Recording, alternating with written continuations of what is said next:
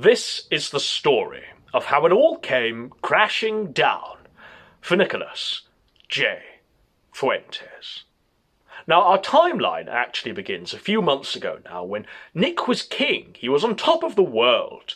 He just quite successfully led a Groyper army against Charlie Kirk by asking him a question that was on the minds of every Zoomer in his audience, and that was, how does anal sex help us win the culture war? And with that, Fuentes had gained quite a lot of momentum. It was even possible that he could have actually had some sort of credible mainstream influence on the 2020 presidential election. Who knew? Maybe even Nick could have shifted the Overton window. Alas. Alas, because Nick has squandered all of that potential, all of that momentum, in some very, very key ways. The first way was by bizarrely aligning himself with somebody called Milo Yiannopoulos. Now, the last time we saw Milo, he was stripped of any sort of personhood. He was banned from any sort of platform. He was banned from life, as it were, for being outed as a paedophile, homosexual, degenerate, right? Who knows? But one thing we do know is that in 2019, and even now, Milo Yiannopoulos is completely irrelevant. He's dead. It's over for him, and it's never coming back. He's not going to be resurrected. It's over. It's done. It's finished. Game against dead, guys. It's not coming back. So Milo is irrelevant at this point, but for some reason, Nick Fuentes brings him back. Does a weird sort of ritual. He sheds some blood, he sacrifices a sheep, and brings Milo back. And pictures leak of them wearing matching Hawaiian shirts and eating cheese pizza together. Eating cheese pizza together and posing for the pictures. What on earth is going on? So Fuentes, he makes this one error, right, that people are actually, for some reason, giving him a free pass with. But he's going to make two more errors that it's going to be harder and harder for people to actually cope, for people to actually justify. So the second error is one where he confronts Ben Shapiro, but not in the way we'd all wanted, not in the way we'd all dreamed about in our wet dreams. No, instead, he confronts Shapiro as Shapiro is cradling his children in the street. Now, this is a complete, total scumbag move. On a human level, this is just optically bad. So, you've got these two gaffes, right? Milo, Shapiro. Okay, perhaps we can start to see that the facade, the mask of Fuentes, is starting to break. It's starting to slip. Who knows, right? Maybe this person isn't who they say they are. I wonder. The third mistake Fuentes makes is the Catboy. A fucking Catboy. Now, if you don't know who this Catboy is, let's go back to even before a time when Fuentes was king of the Groypers. We go back to last summer. Fuentes is streaming on DLive, and he's looking at streams on DLive, right?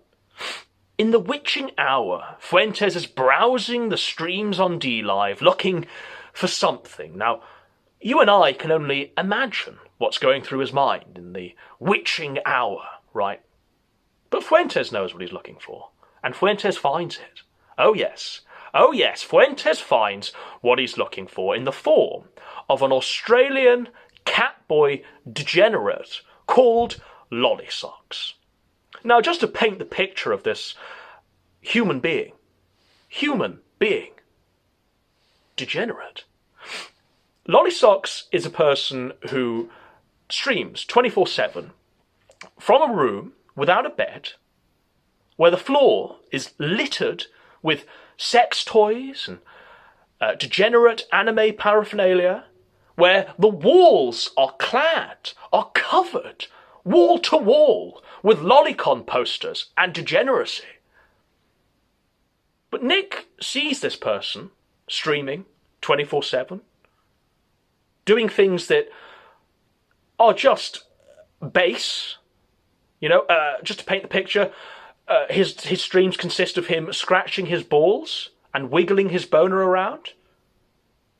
His streams consist of him cross-dressing and inhaling 20-foot horsecock dildos. But Nicholas, in the witching hour, he sees something he really likes. He sees something that makes him, perhaps, we all know he did, spill his seed in the witching hour to this Australian Catboy. So this is in the summer of 2019. These are Nick's own accounts of events, right? I'm not just pulling this out of thin air. I only wish I were imagining it, but I'm not, because it's real. It's truth, and it's real. So this happens in the summer of last year, and Nick is now successful. He's climbed to the top of the greasy pole of e-celebrity. And so you'd think, why does Nick need a Catboy? Why does he need a Catboy now? Does he even need these base animalistic urges anymore? He's king of the world. He can do anything he wants. He can have anything he wants. He's king. He's emperor of the Groypers. But no. Because what your super chats have done, what the super chats of all of the well-meaning, traditional Catholic Zoomer Groypers, what them super chats have done is fund a lifestyle whereby Nick can really go to town in engaging in his own corruption, right? Forget Sargon in Hookers and Traps, because Fuentes is flying out Catboys halfway across the world to Chicago, putting them up in Airbnbs, spending days with them that we don't see, but streaming for 10 whole hours. A 10-hour grinder date between Fuentes and this Catboy is streamed for our viewing pleasure. You may be asking why? Why did he do this? Why is a traditional Catholic moral purist spending quite a substantial amount of time with a Catboy? With a Catboy. A degenerate. The lowest form of life. A person who had to change their name from Lolly Socks to Catboy Cammy. Because even he was disgusted by his own degeneracy. So you have to ask the question, why? Why is the leader of the white race behaving this way? Perhaps it's pertinent now to mention Fuentes' long-standing friendship with an e-grifter that we'd long thought was dead, that we'd long thought had gone the way of the dodo. And that was Baked Alaska. Yeah, he's still around, and he's actually one of Fuentes' capos, believe it or not. Fuentes has given him the keys to the Groypers. Baked Alaska, of all people. And it's pertinent because Baked Alaska has seemingly handed Nick Fuentes his playbook when dealing with this Catboy controversy. And by that I mean, when Baked Alaska had his meltdown, he decided to do several things. The first was to snake on his audience, to turn on his own chat, right? The second was to say that a complete thought degenerate, a girl called Erin, was based and red-pilled, right? And the third was to say that the standards which he preaches actually don't apply to him. They just apply to you, mere plebs, but not to me. So Nick has decided to take Baked Alaska's playbook and really, really go to town with reciting it, verse for verse. So, how do you imagine that Nick Fuentes' Groyper Zoomer, rosary bead clutching, wearing their dad's suits, no sex before marriage, traditional Catholic LARPers. How do you think they're going to take all of this degeneracy that Fuentes has been displaying of late? How do you think they're going to react to all of this? Well, they react in the exact way you're thinking. They revolt somewhat. They decide, wait a minute, we're being lied to. We're being sold a lie. Our super chats are funding a lifestyle that is completely against our values and our morality. Now here's another timeline that's more pressing to the now, to the here and the now. What happens is, last month, this Grindr date is streamed for 10 hours, right? And at the time, let's not forget, and let's make this abundantly clear, at the time of this stream, people in Nick's own audience were going, this is not what we want to see from you, the leader of the white race. And then what happens is, Nick orders his capo, his highlights channel, to re-upload these streams in edited 10-minute chunks, right?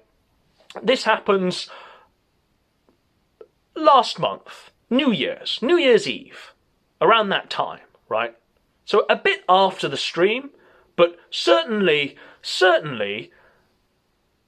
he does this. The highlights channel, the official highlights channel, uploads two videos of this Tinder, Grindr, Catboy date of Fuentes and Lollysocks, Catboy Cammy, whatever you want to call this thing.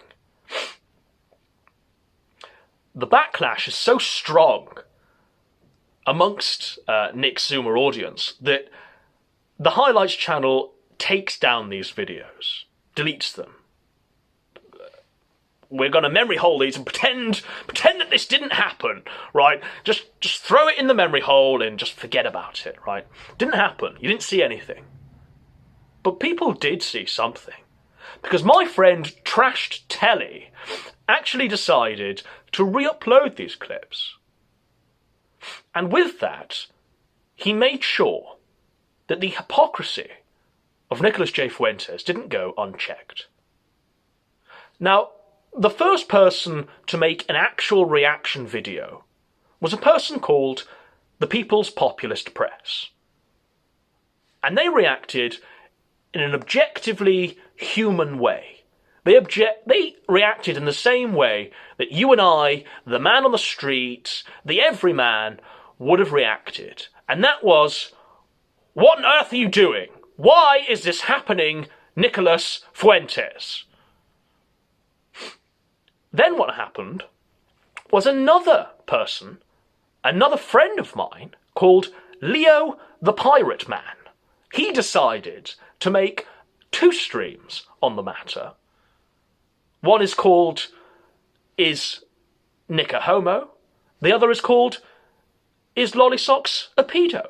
Right? So these issues were being examined, right, long before a fat, degenerate commie, pedo, zoophile, who knows what this person is. I just know that he's called Vorsh or Vaush or something. But he makes a video on this, right? And in many ways, this is what Nick uses as a smokescreen, as a shield, to deflect any criticisms coming from his own audience. Because Vorsh, he makes valid points during that video, right? The guy's complete scum. I disagree with him on a fundamental level about every single issue. But I will agree that on that video, he was very, very good at presenting objective arguments as to why something is indeed homosexual, right? And I have to give him props and credit for giving out the required Kino level of smug needed to fully articulate those points. Right? So Vorsh makes this video, and because Vorsh is on the left, Nick decides to use any criticism of this Catboy date. He decides to put all of that criticism and use it as something that came from Vorsh. All of you saying this are shills from Lefty Pole, from BreadTube. You're just Vorsh's army here, disliking my streams, bringing up the Catboys, mentioning, meows and 20-foot dildos and cross-dressing Australians. It's all just a leftist shill plot. But it's not. It's not. Because even people on your own side, people like JF, people like Richard Spencer, Mersh, right? Nick Risotto, right? The drunken peasants, right? All of these people are looking at this Catboy date that Trash Telly re-uploaded onto YouTube, and they're going, what? Why? How? Is Nick a gay? And your Groiper audience, the ones that you're ignoring, are actually telling you. They're actually screaming, right? They're angry, right? That you are deflecting all of this. And you're not addressing the Catboy question, not properly, right? Because it was said that you would defeat the gays, not join them. Alas. Nick Fuentes then decides to do a stream. And on this stream, he filibusters for about 2 hours. He stalls for as long as possible by giving his boomer, tyrant, warmongering hot take on Iran.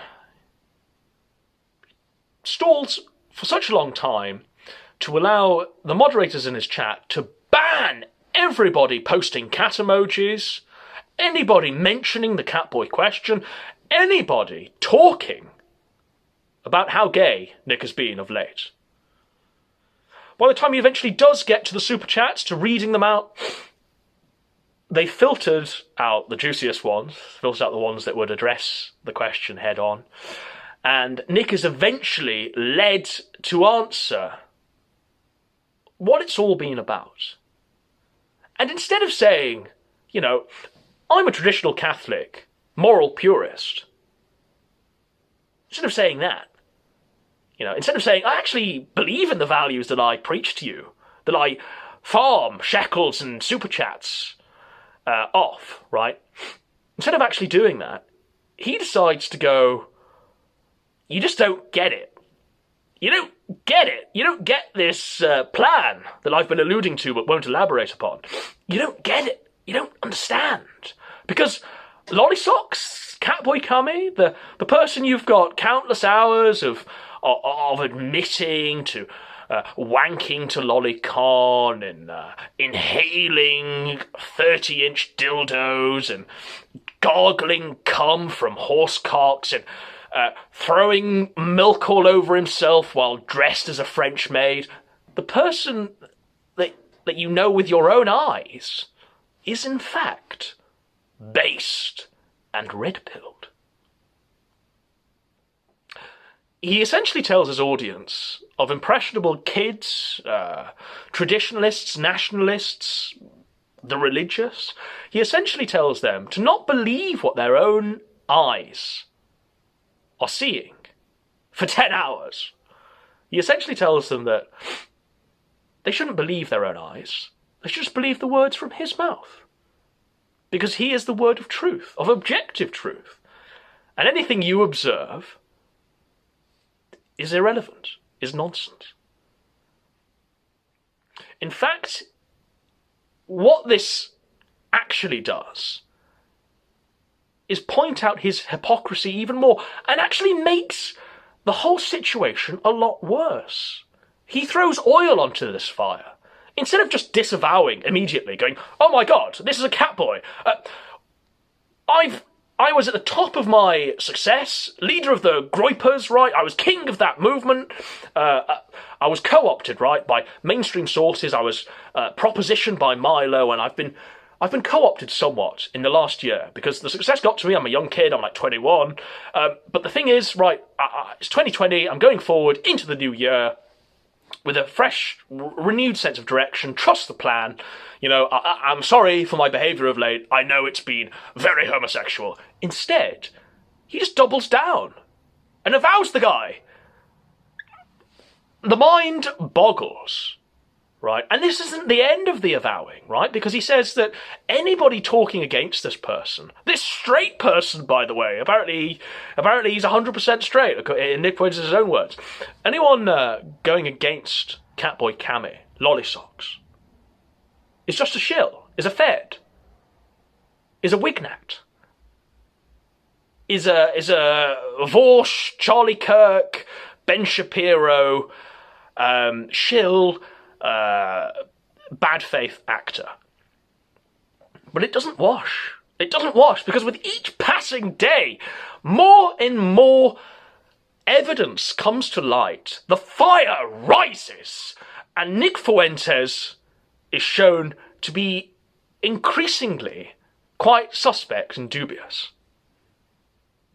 People are waking up now and realising that he's not who he says he is. And he's not who we believed he was. He's not the leader of the white race. He's not going to lead us to victory. He's just there to farm super chats and shekels to fund his debauched lifestyle. It's Sargon again. Except even Sargon was more transparent than this. At least Sargon openly announced that it was all for cocaine and hookers and Swindonian massages. There's an ounce of evil in Nicholas Fuentes that people are actually beginning to wake up to now. Now, the last thing that I wanted to talk about regarding Fuentes is his future, right? At the moment, he's the only person who's espousing stuff like Holocaust denial, stuff like ethno-nationalism, your typical alt-right talking points. He's the only person doing that at the moment who's not been deplatformed from every platform going. You know, he's still got a YouTube, he's still verified on Twitter, he's still about. Maybe he's lost his Reddit, but I think that was a token loss. So, I mean, people could at least somewhat credibly believe that he wasn't working for sources that are quite clandestine, that are quite in the shadows. Basically what I'm saying is, it's very obvious that he's some sort of fed, right?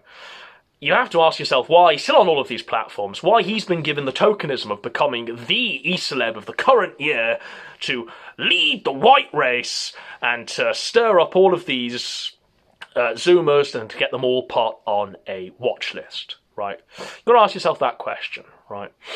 And you've got to ask yourself, who was the last person we saw like this? Now, I know there's countless names going through your head, but I want to just sort of bring it back to the homosexuality of Nick Fuentes. The last person we saw like this, who was a state actor, who was given unnatural, inorganic prominence by platforms, was Milo. Right? We can all remember a time when Milo was actually accepted by the mainstream. He was on Mar, he was on Rogan, he was doing lots and lots of chat show appearances. He was essentially given a free pass by this shadow government, by this clandestine force, by these elites, right? He was given this power in order to subvert the movement itself, right? And the way he did it, and let's not forget, the way he did all of this was by shilling optics, was by saying, we must focus on the optics, guys. And that was how he got his prominence within whatever movement he was in at that time, right?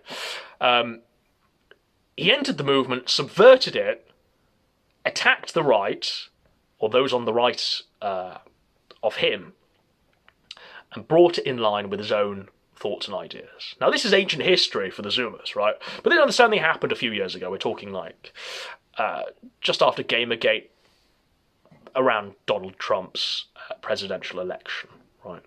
But Fuentes comes along, does the exact same thing. A few years later, does the exact same thing, behaves in the exact same way, right? What's Fuentes' future if we look at the Milo example? Well, Milo, at the moment, he's been banned from life. He can't even open a PayPal, he can't use credit cards, he can't use Stripe or Patreon or any of the crowdfunding funding platforms. He can't even use social media properly. I think he's maybe got a YouTube account and maybe he's got a website. I don't think he's got Twitter, I don't think he's got Facebook. I think he's completely showered from platforms. He's been given a bum deal, right, by the elites that actually thrust him into power. Because one day they just decided, nah, it's over, Milo. We've got someone else to act in our interests, so you can just toddle off and do nothing. And the fact is that now, I mean, Milo was on Ethan Ralph's Kill stream quite recently, where he waved around a device that had lots of blackmail on the dissident right, as he's called it. A device which that famous Richard Spencer leaked recording came from, where he was at Charlottesville ranting and screaming about how he was superior to everyone around him.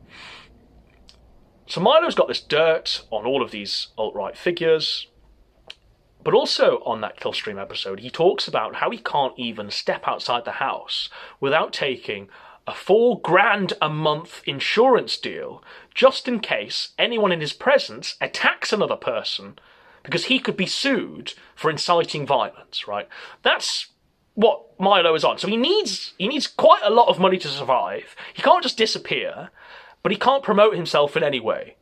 He's completely fucked. He can't make money, so it's fucked for him at this point. It's over, right? I see Nick Fuentes' future being the exact same way. You've got a state actor, you've got a paid Fed, right, running the show at the moment. He's verified on Twitter. He's got all these platforms. He's still on YouTube after everything he's said. What's going to happen is the clandestine elites are going to throw him under the bus. Maybe in the upcoming year, but something's going to happen. He's going to be thrown under the bus. He'll be banned from every crowdfunding platform. He won't be able to use his credit cards. He won't be able to make money from his merchandise. And you will see a slightly younger version of Milo Yiannopoulos flounder around the internet in an attempt to stay relevant, to stay somewhat relevant with the people that used to think that he was a god, used to have some sort of faith in him to really lead a successful movement, right?